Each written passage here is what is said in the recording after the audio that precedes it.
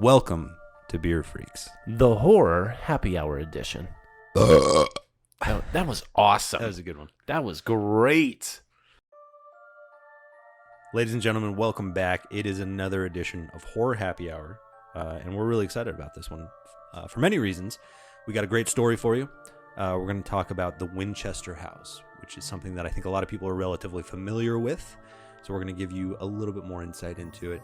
We're also going to have two what appear to be awesome local beers. So, listen in. We got some cool stuff for you. All right. There it is. We're here. So, dude, we got two beers tonight. We do. I'm excited. We got two really good local beers. I love the one that you brought. I'm actually, you know what I should say? I'm assuming they're good because we've had one, or we're having one currently. And actually, I had a couple of them the other night too. And then the second one I haven't tried before. So it might suck. I haven't tried it either. But I don't think it does. It No. looks good. Yeah. It looks good. And we've got a cool story that we want to tell Awesome story. about the Winchester House, which is just outside of San Jose, California. A lot of people have heard about this. It was the heiress to the Winchester firearms fortune. And she kept building a house. And that in and of itself doesn't sound all that mysterious. No. But we'll get deeper into it. But before we do that,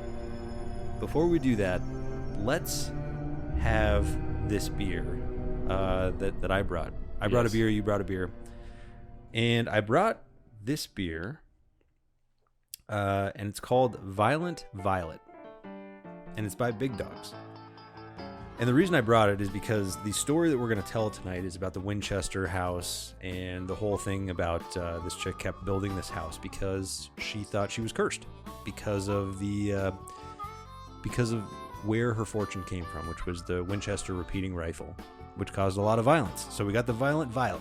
The Violent Violet. There's a reason here. There's a rhyme to the reason. This is by Big Dogs.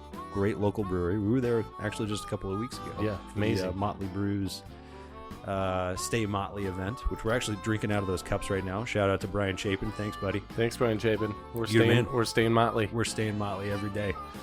So yeah, so we're crushing it.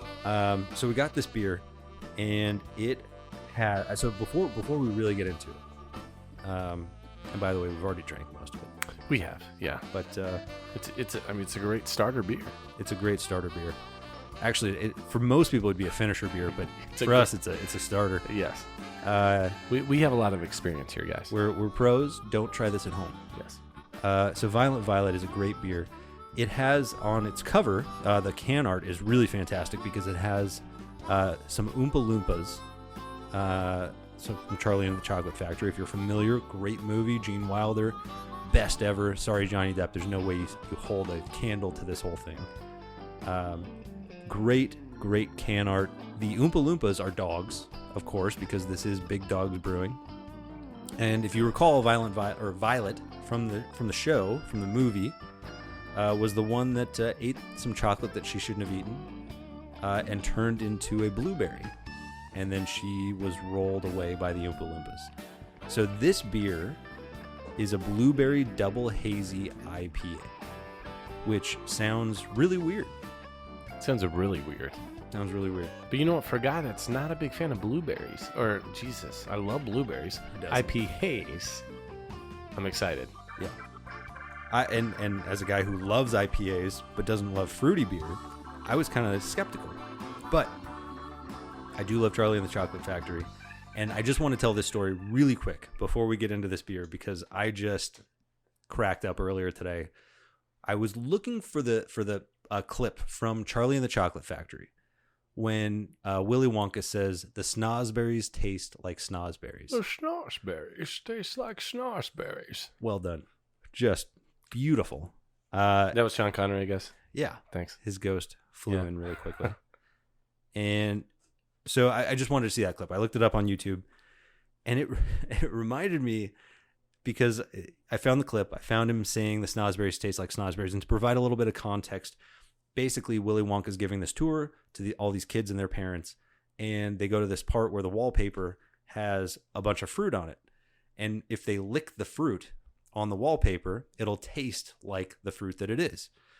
which in a COVID world seems absolutely insane. We would never do that. Terrible idea.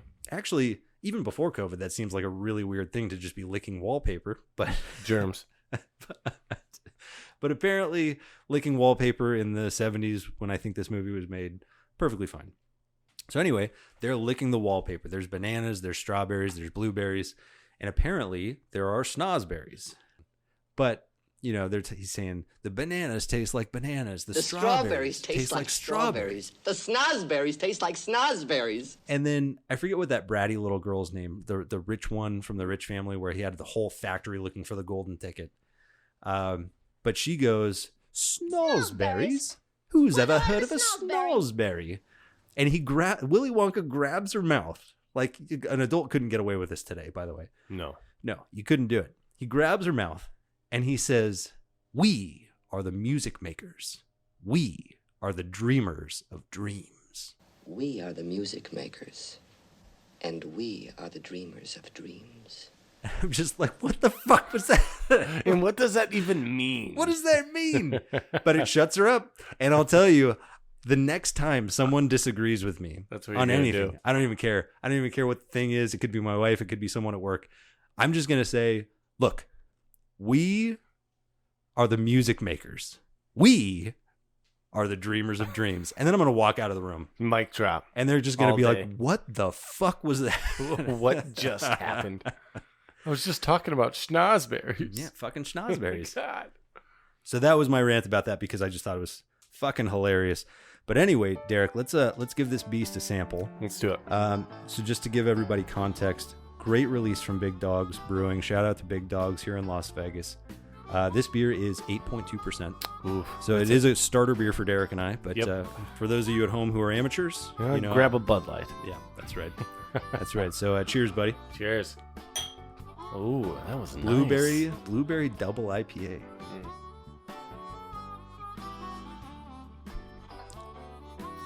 Ooh, it's like a smoothie. The IPA tastes like an IPA, but it doesn't. Though. But it doesn't. No, not at all. Because you don't like IPAs. I'm not a big IPA guy. I mean, you like some IPAs, but you're not a big IPA. No, but this cuts like you said. The blueberry cuts right through it. It's just nice. This is good. It seriously feels like I got like a blueberry smoothie and someone dumped like a little bit of IPA in it. Yeah. But I'm feeling great. Totally. Yeah. I'm feeling good. That's 100% true. Yeah. I love it, man. Bunch of antioxidants in here, I'm sure. Yeah, I feel good. Yeah. I feel healthy. Healthy as hell. Good job, Big Dogs. Big Dog. Way to keep us healthy, guys. Keep it rolling. Yeah, you have to. Man, this is good. This is really good. It's called Violent Violet. That's right. Violent Violet. That's a tongue twister by itself. The can art's great. I don't know if this is, I'm assuming this is just going to be a limited release. It says Big Dogs Brewing Unleashed Series. So this is probably, grab it while you can, boys and girls. Cheers, boys. Cheers. So okay. So we've got the beer. We've got some beer to relax with. Yep. Although I'm almost done with mine. Yeah. I'm not going to lie to you. We're going to have to drink in. We're going to have to crack into our intermediary. Which we won't tell you guys about. That's our own French. Intermediary. The French beer. The French beer. Pinkies up. Yeah, pinkies up, babe. That's what we do. All right, ladies and gentlemen, it's story time. So, let's get into this. Let's get into the Winchester Mystery House. So this dates back to the 19th century, really back into, I think, 1866. Sarah Winchester, and actually I think her maiden name was Party. So Sarah Party had married her husband, who was heir to the Winchester fortune. But their child had passed away in 1866, which is really unfortunate. Then her father-in-law was, I think, Oliver Fisher Winchester, passed away in 1880. He was the owner, the CEO, whatever you want to call him, of the Winchester Firearm Company. So these are the guys who made the Winchester repeating firearm. Actually, well-known tool by the Union Army in the Civil War. So hopefully, actually, it helped the good side win in this case. So slavery didn't prevail. So that's good. However, so he died, and then her husband died actually just 4 months later. So she was a widow. She was almost at that point sole heir to the Winchester fortune. There's a lot of money at that point. There were still a couple of the Winchester folks around, so she didn't get it all. But she felt like she had some really, really bad fortune. Understandably so. Her daughter had passed away in 1866. Her husband passed away very young in 1880, just 14 years later. And so her family was basically in shambles, and I think it was just her at that point. She did have some family around the country. One of her family members was actually on the West Coast. And legend has it, and actually what's really interesting is that we don't have a ton of information about why this happened, because she didn't keep a diary, she didn't keep a journal, she didn't give any reports. It's all sort of hearsay and actually maybe even ad hoc after the fact speculation. But she did go see a medium after her husband died, and she was trying to figure out why she had such misfortune in her life. Again, understandably so. We get that. You know, she's been ravaged. Her family's been ravaged. The medium, again, this is hearsay. This is not journaled. This is not documented. This is just well-known sort of theory, let's call it, that the medium told her that she was cursed, that her family was cursed, that her money was cursed because of the Winchester firearm company that created their wealth, because it had so much blood on their hands that they were cursed. And the ghosts of the people who had been killed by the Winchester firearms were going to haunt her until she had the same sort of outcome as her husband and as her daughter. So she listens to the medium. The medium apparently, and again hearsay, just to clarify, says you need to move west and you need to build a home, but not just any home. You need to build a home that will confuse spirits and that never stops construction, because you basically just need to freak them out. You need to confuse them. They're looking for you, right? That's the interpretation here. They're looking for you because they have it out for Winchester. Okay? So you need to keep building this house. So she buys this farmhouse just outside of San Jose, California. It's already an 8-bedroom farmhouse. I like how this the story that I read about this calls it a humble abode. 8-bedroom, to me, not quite a humble abode. I guess maybe for someone who's this wealthy, it could be considered that. But anyway, she starts construction. I think it was 1884. She starts construction on this house, and it goes for almost 4 decades. She does not stop. And at some point during this story, one of the last remaining Winchester original family members dies. So she's now the sole heir to the Winchester fortune. And at that point, she's actually making $1,000 a day, which maybe doesn't sound like that much, but in the 1880s, that was roughly equivalent to $30,000 a day. So we've got a Bezos on our hands. So she's crushing it, except for she has a miserable life. She literally has hired construction crews round the clock, 24 hours a day, for 38 straight years. She's got this going on. She's building this house, which again, it started as 8 bedrooms. It winds up with 160 rooms. Now, here's just a couple of crazy things. I just want to go through this because this is just really interesting to me. So there's an estimated 500 to 600 rooms built over the course of these 4 decades. But they consistently get brought down, rebuilt, moved around, whatever. So over the course of this whole time, 500 to 600 rooms are actually built. Only roughly 160 still exist. But here's the crazy thing. They actually don't know exactly how many rooms exist in this place because it's so confusing. And we've all heard the stories about this, right? Stairplaces that lead to nowhere, windows that overlook other rooms, things that just don't make sense because frankly this woman just kept building. And one of the really interesting things about this house is right in the very center of it is what's called the Blue Room. Now this sounds like a very peaceful, tranquil room, right? The Blue Room. Sounds nice. It's actually where she held her nightly seance for, again, nearly 4 decades to try to commune with the spirits and understand what they were after. So just really, really wild stuff that this chick was dealing with. I mean, I can't even understand like how much she was going through, but like the crazy thing is like, what if there's truth to it? You know, I am skeptical, but I am a believer in paranormal weirdness. So the last thing I'll mention here is she did have a particular interest in the number 13, which we all sort of have like a fascination with the number 13, but she actually liked it. It's really interesting because obviously Friday the 13th is a particularly bad luck day for the world. A lot of hotels skip floor 13. You know, that's just the way it goes. 13 is an unlucky number. But she actually liked it for whatever reason. She had a fixation with it. She had a lot of windows that had 13 panes. She had a lot of staircases that had 13 steps.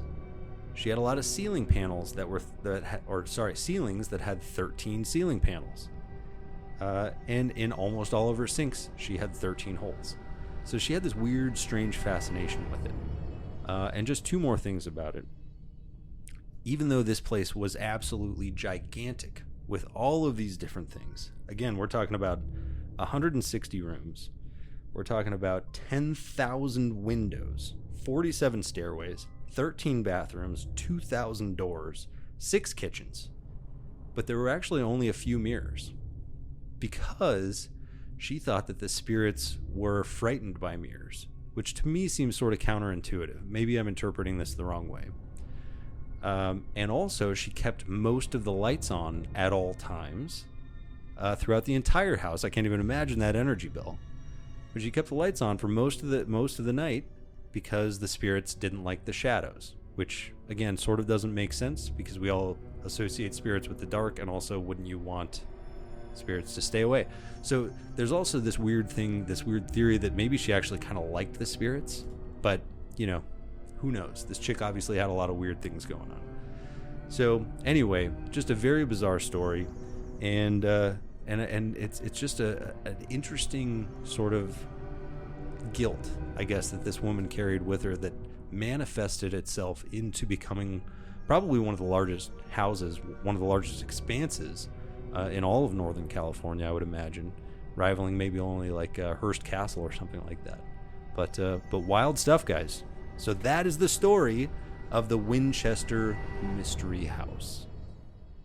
I love that story, Stu. Yeah, that's a good one, man. Yeah, I've heard crazy things about that house.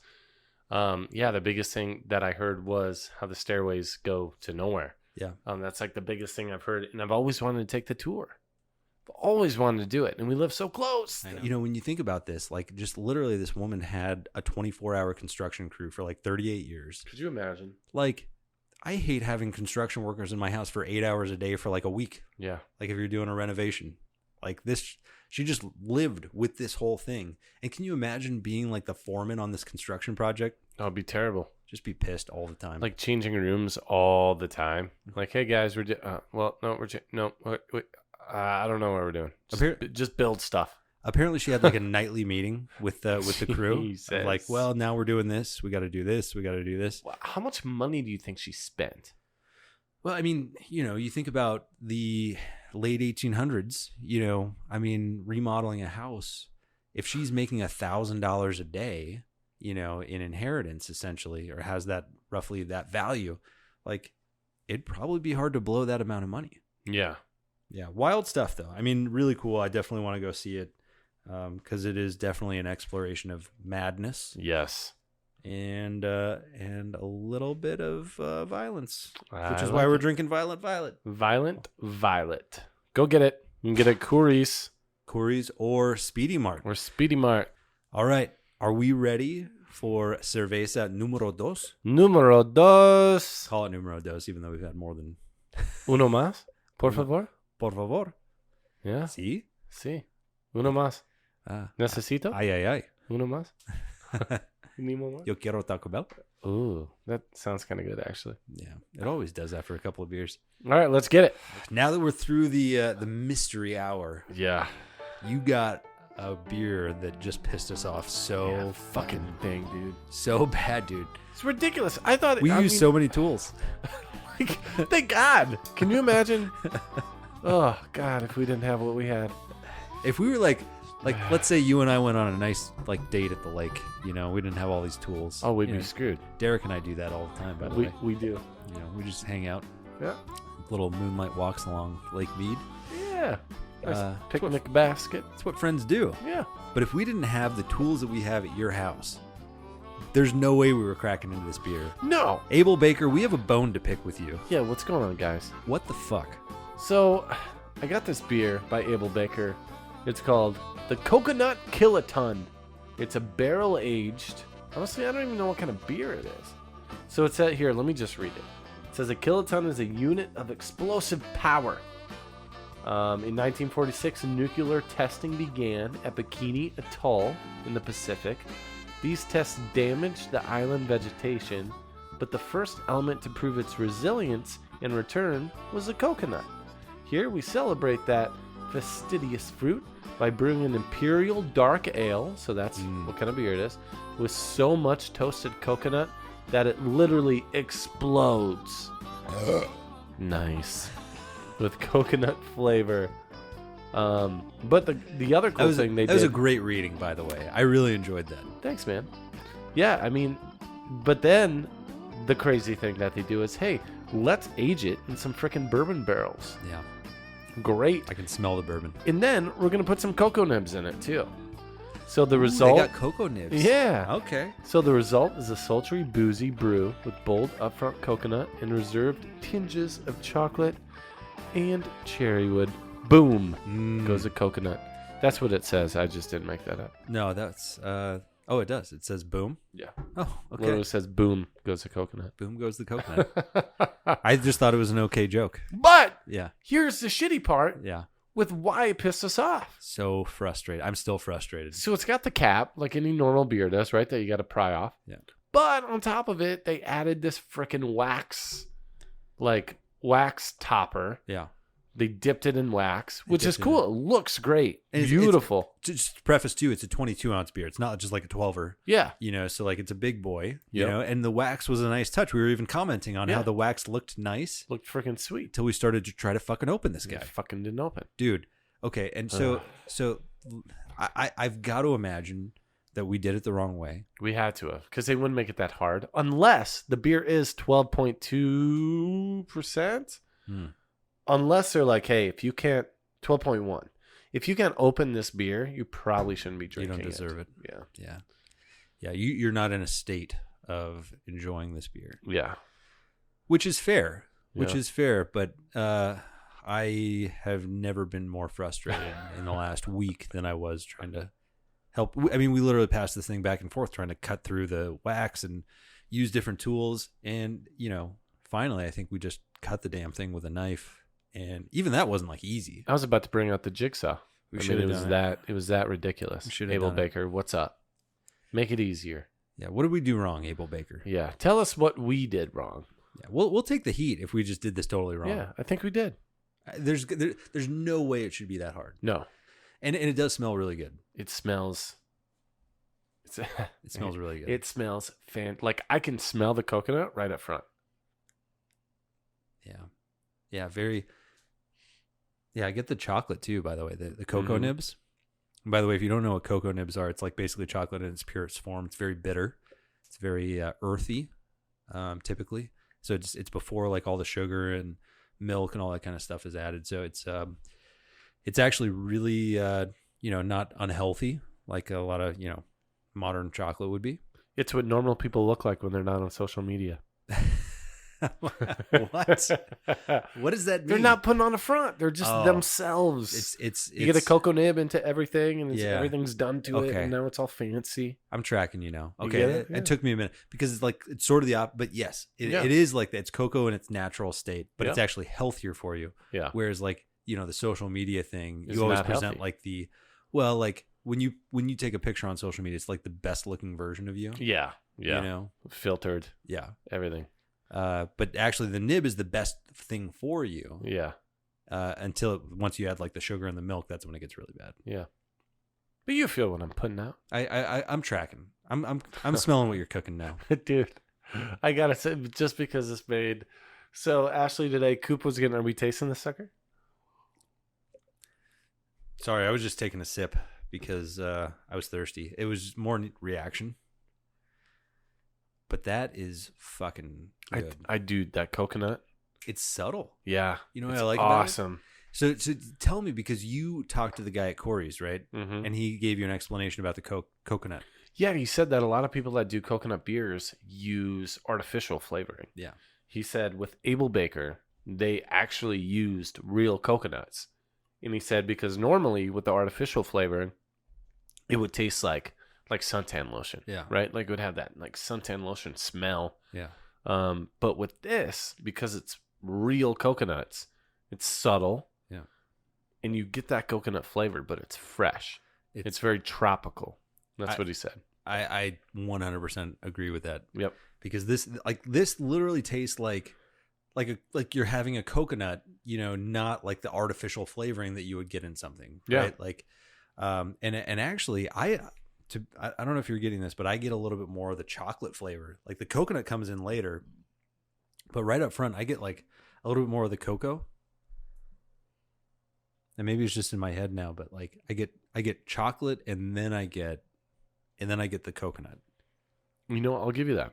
Yeah, because the coconut I feel is my aftertaste. Yeah. The coconut is what lingers. It almost tastes like really not very sweetened, like chocolate milk right off the bat, and then the coconut follows really swiftly behind. Yeah. 100%. But boy, so this is 12% because it doesn't taste that. Does that not intense taste either. that strong at all. I think that the chocolate and the coconut are giving it a good cover. I love it. Ooh, Thanks, this would chocolate. be a dangerous beer, man. Yeah, This dude. could be and you know what? This is also like a really good Christmas beer. I feel like. Yeah. You know what I mean? Yeah. Even though it's kind of more like tropical, I Yeah. could see that. I could totally see a Christmas beer. Well, totally, because like I was going into this. I mean, the art on the beer is very tropical. You know, because it's showing the Bikini Atoll where and it shows the nuclear bomb testing, but it shows like palm trees, coconut, you know, a nice sunset behind a nuclear bomb. Beautiful. So beautiful. I love so it, serene, you know, peaceful. It's like a Corona ad. I bet the colors are great. But yeah, I mean, so you look at this and you think, well, this is a summer beer. Looks like Mm-hmm. it's got to be a summer beer. But, Yeah. But no, I mean, I would put this totally in like Christmas beer category. I would have this beer on Christmas morning and ruin it for everybody. But I love the beer, man. I'm stoked. This is good. I do too. I mean, it makes up for the shit show that was opening the beer. Yeah. Abel Baker, just let us know. What did we do wrong? Or what did we do to you to make this so hard? Like, do you have a problem with your fans? Do you hate us? Do you want to punish us? Are you telling us that we're drinking too much? It's fine. Just let us know. Be honest with us. That's what we want to. That's what we're here for. We're okay with feedback. Tell us why you're giving us this fantastic beer and then blocking us from it at the very last moment. It hurts. It hurts, Abel Baker. It feels like you're pushing us away. We need to go to the source. We need to reach out and we need to do the podcast from there one day I'm in. and have them show us how to open their waxed beer. We'll do a video.